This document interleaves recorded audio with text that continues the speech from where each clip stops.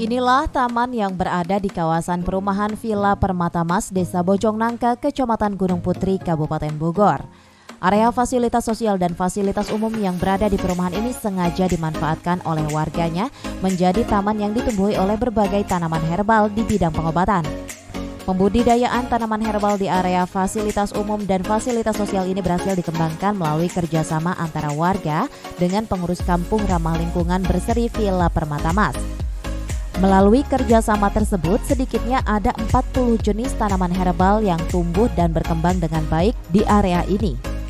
Dengan adanya taman herbal ini, warga pun bisa memanfaatkan tanaman herbal yang tumbuh di taman ini untuk diproduksi menjadi berbagai obat-obatan herbal dengan nilai jual yang cukup tinggi.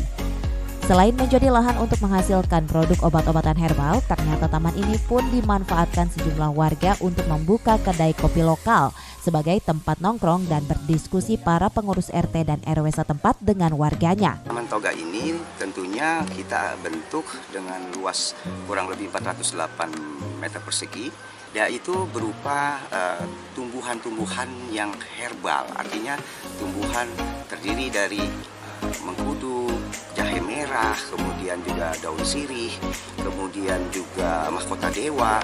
Nah, kemudian seluruhnya sampai saat ini kita sudah menghasilkan ataupun menanam kurang lebih ada sekitar 40 jenis tanaman herbal.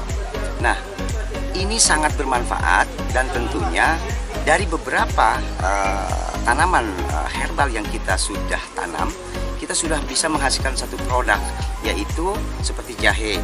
Jahe kita buat secara dikemas, yaitu minuman khas Indonesia, yaitu jahe sereh. Nah, itu kita sudah kemas, bahkan itu sudah kita membuat satu nilai ekonomis di situ. Kalau kopi-kopinya ngambil dari petani-petani di seluruh Nusantara ya.